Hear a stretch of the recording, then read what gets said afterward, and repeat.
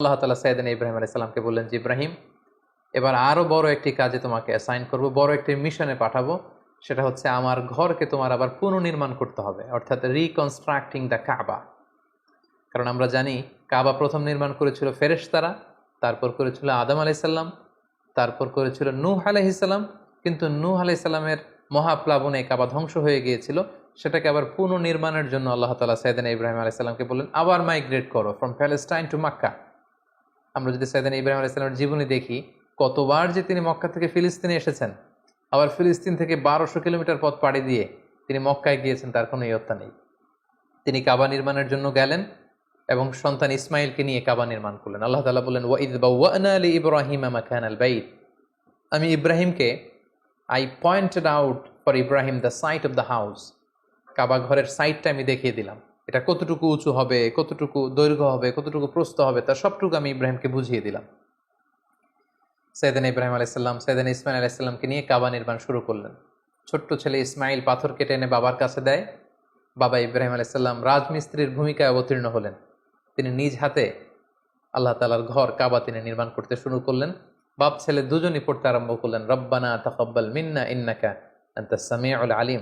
হে আল্লাহ, আপনি আমাদের পক্ষ থেকে এই ইফোর্ট, এই ডেডিকেশনকে, এই কাজকে আপনি কবুল করে নেবেন। এবং আল্লাহ তাআলা বললেন যে, ওয়াইদ জাআলনাল বাইতা মাসাবাতান লিন-নাসি ওয়া আমনা।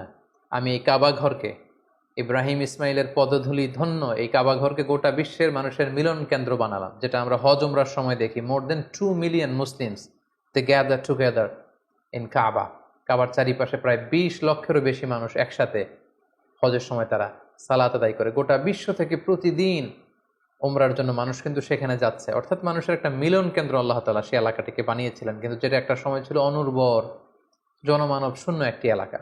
এবং আল্লাহ তাআলা আমাদেরকে আদেশ করলেন, ওয়াত্তাখিযু মিন মাকামি ইব্রাহিমা মুসাল্লা। তোমরা ইব্রাহিমের দাঁড়ানোর জায়গাকে সালাতের জায়গা বানাও।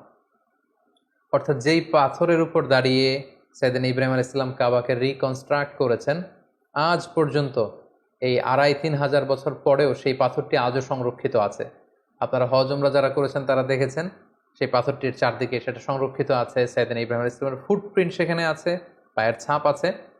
এবং সেটাকে সামনে রেখে টু দ্য ডাইরেকশন অফ কাবা সালাত পড়াকে আল্লাহ তাআলা আমাদের জন্য অবধারিত করেছেন, তিনি আমাদেরকে আদেশ করেছেন।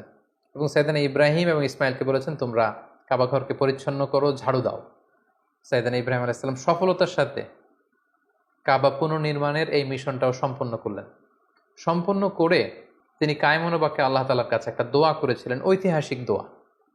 তিনি বলেছিলেন, রব্বানা ওয়াবআথ ফীহিম রাসূলান। হে আল্লাহ, এই মক্কায় আপনি একজন রসুল পাঠাবেন, ইয়াতলু আলাইহিম আয়াতিক, যে আপনার আয়াত তেলাওয়াত করবে, ওয়া ইউআল্লিমুহুমুল কিতাবা ওয়াল হিকমা, এবং এই এলাকাবাসীদেরকে তিনি আপনার কিতাব শিক্ষা দিবে, সুন্নাহ শিক্ষা দিবে, ওয়া ইউযাক্কিহিম, তাদেরকে পরিচ্ছন্ন করবে।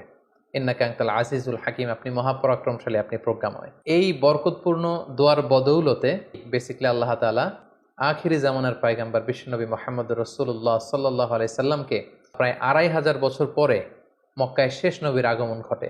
এবং আল্লাহ রাসূল সাল্লাল্লাহু আলাইহি ওয়াসাল্লাম তিনি বলতেন, আনা দাওয়াতু আবি ইব্রাহিম, আমি হচ্ছে আমার বাবা ইব্রাহিমের দোয়ার ফসল। ওনার দোয়ার বদৌলতেই আল্লাহ তাআলা আমাকে এই পৃথিবীতে শেষ নবী করে পাঠিয়েছেন। একেবারে শেষ পর্যায়ে আল্লাহ তাআলা ইব্রাহিমকে বললেন যে, ইব্রাহিম, তুমি মক্কা ছেড়ে যাওয়ার আগে মক্কাতে একটি ঘোষণা দাও, ঐতিহাসিক ঘোষণা, বিগ অ্যানাউন্সমেন্ট। সেটা কিসের ঘোষণা? সেটা হচ্ছে হজের ঘোষণা।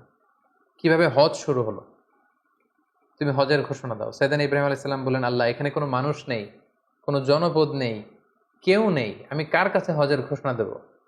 আল্লাহ তাআলা বললেন, তুমি শুধু ঘোষণাটা দাও, গোটা বিশ্বের মানুষের কানে এই ঘোষণা পৌঁছে দেওয়ার দায়িত্ব আমি আল্লাহ নিজে নিয়ে নিলাম।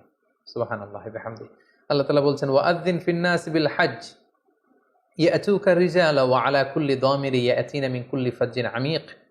ইব্রাহিম, তুমি ঘোষণা দাও, তোমার এই ঘোষণার বদৌলতে দেখবে আগামী বছর থেকে গোটা বিশ্ব থেকে মানুষ আসতে শুরু করবে। এবং সাইয়েদনা ইব্রাহিম আলাইহিস সালাম সাফা পাহাড়ের উপরে উঠলেন, কোনো বর্ণনায় জাবালে আবু কুবাইসের উপরে উঠলেন, উঠে ঘোষণা দিলেন, আইয়ুহান নাস ইন্না রাব্বাকুম ক্বাদ ইত্তাখাযা বাইতান ফাহাজ্জু।